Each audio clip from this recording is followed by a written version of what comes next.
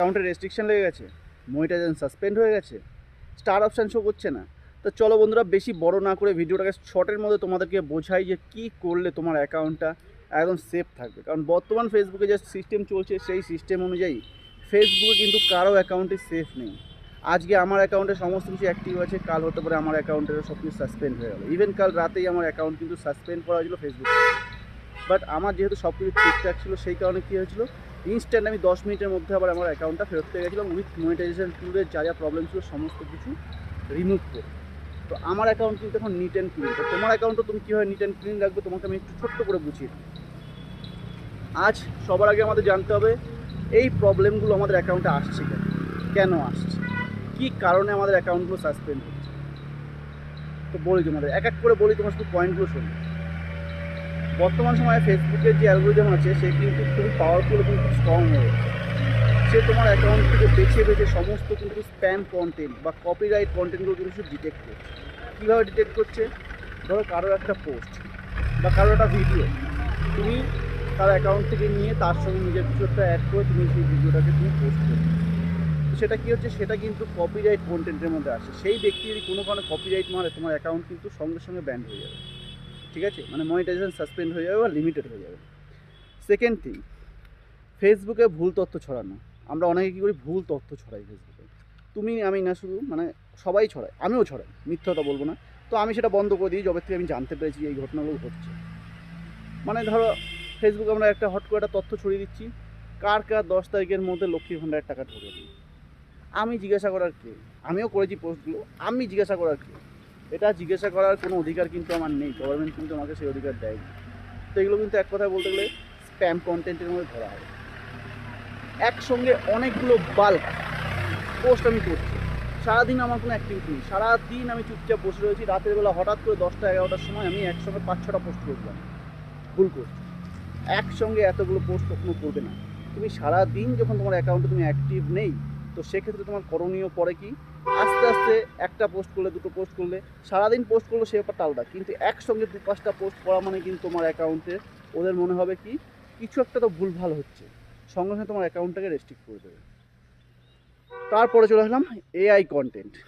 AI কন্টেন্টের জামানায় কিন্তু সব থেকে বেশি রেস্ট্রিকশন ধরা পড়ছে। তার কারণ কি, এআই কন্টেন্টগুলো যেগুলো আমরা টুলগুলো আমরা ফলো করছি, আমরা কী করছি, ফেস অ্যাপের মাধ্যমে মুখ পরিবর্তন করে আমরা একের পর এক ফটো আপলোড করে যাচ্ছি, একের পর এক এডিটেড ফটো আমরা আপলোড করে যাচ্ছি। ফেসবুক দেখছি কি নিজস্ব ক্রিয়েটিভিটি নেই, শুধু এআই থেকে আমরা আপলোড করে যাচ্ছি।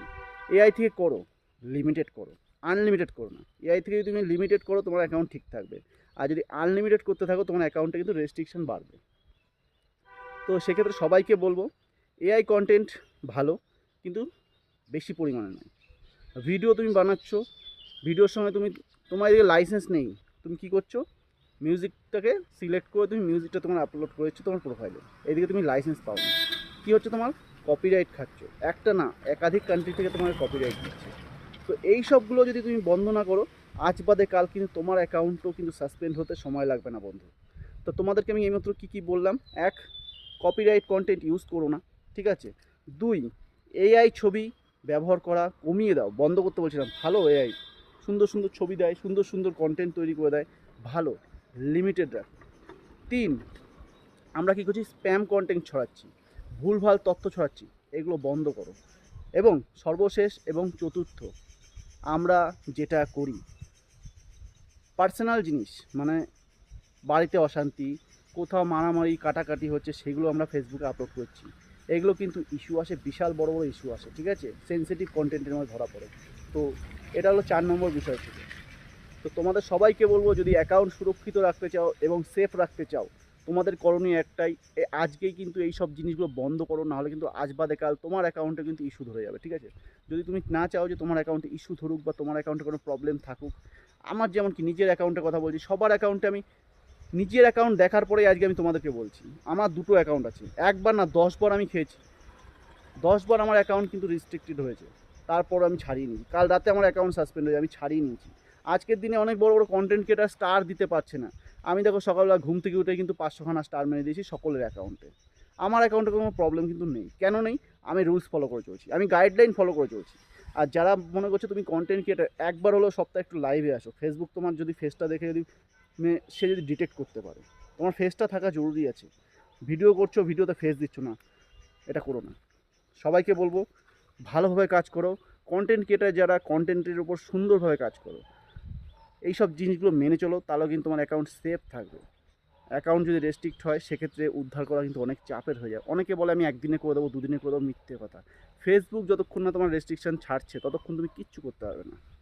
তো আজকেই একটা কাজ করো, যাদের অ্যাকাউন্টে কপিরাইট কন্টেন্ট আছে, যাদের অ্যাকাউন্টে এআই বেশি পরিমাণে আছে, যেগুলোর উপর তোমাদের সেন্সিটিভ কন্টেন্ট ক্রিয়েট হয়ে গেছে, সেগুলোকে আজকেই ডিলিট করো বন্ধু। না হলে কিন্তু আজ বাদে কাল তোমার অ্যাকাউন্টও কিন্তু সাসপেন্ড হওয়ার মুখে থাকতে পারে। সবাইকে ধন্যবাদ। যদি ভিডিওটা ভালো লাগে একটু শেয়ার করে দিও, কারণ কি বলো তো, এটা আমার নিজস্ব অভিজ্ঞতার থেকে তোমাদেরকে শেয়ার করলাম।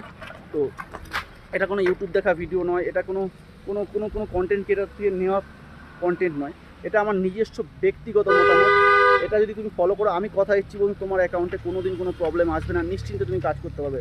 অরিজিনাল ফটো কন্টেন্ট আপলোড করো, অরিজিনাল ভিডিও আপলোড করো, সমস্ত কিছু অরিজিনাল দাও। ফেসবুক তোমার আইডি কিচ্ছু করতে পারবে না। ফেসবুকের নিজেরও ক্ষমতা নেই তোমার আইডিতে কিছু করবে, যদি তুমি অরিজিনাল রাখো সব। চলো সবাইকে টাটা, ভালো থেকো, সুস্থ থেকো। আর এবং এই সময় দাঁড়িয়ে সবাই কিন্তু অবশ্যই নিজের অ্যাকাউন্টটার খেয়াল দেবে। ধন্যবাদ সবাইকে।